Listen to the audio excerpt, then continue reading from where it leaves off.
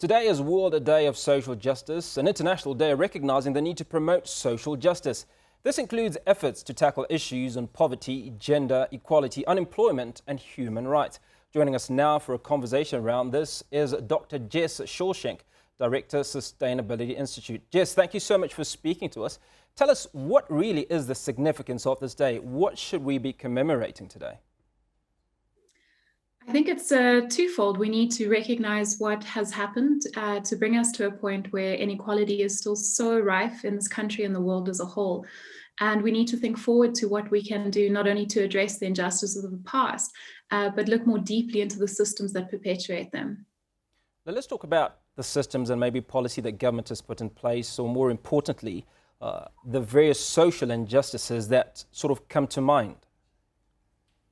So our work at the University of Stellenbosch focuses very largely around education, and specifically involved with the work of Prof. Thuli Madonsela around the social justice chair that she leads. And so many of us are trying to make sense of how do we make a contribution through our work in education systems.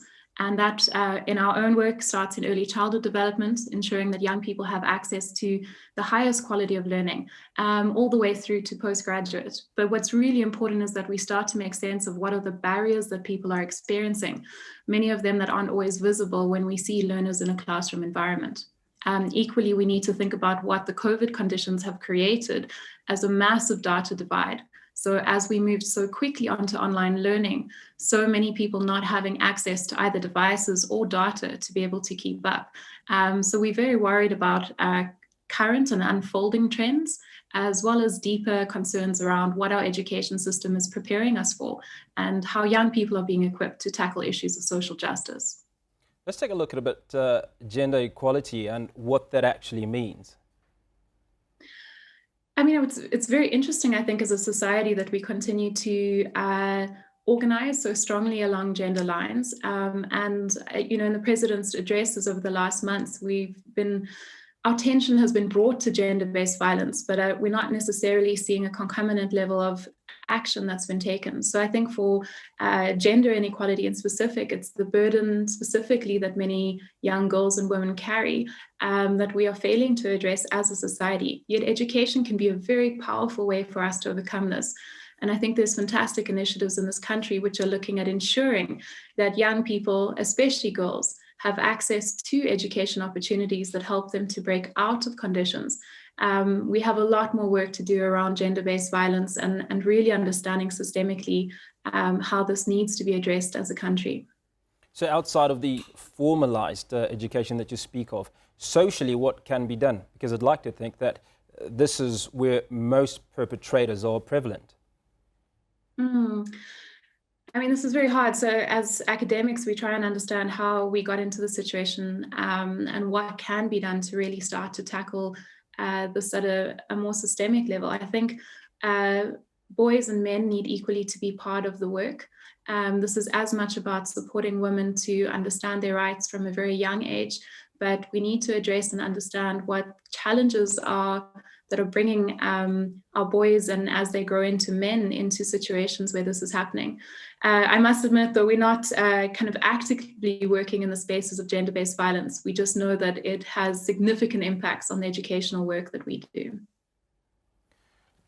Well, I suppose one of the things that I've always thought is that it's very difficult to teach old dogs new tricks. But what amount of work is going into the education system to ensure that whilst we are maybe fighting systems that are currently in place, but that we are raising young people, one, to understand their human rights, and also for young men and young boys to desist from being continual perpetrators of some of these injustices.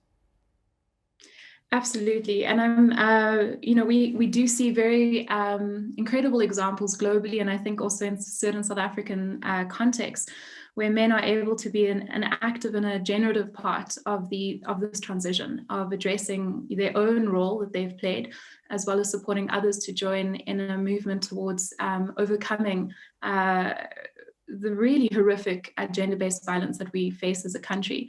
I think one thing I'm particularly excited about is the transition that we see in the Department of Basic Education make towards a project-based or kind of looking at 21st century competencies in our curriculum that we're expecting to see roll out by 2030. And so within this, the students themselves can self-identify challenges in the community that they live, really taking a much more place-based approach and taking on a more transdisciplinary approach to their learning to be able to understand and co-design solutions.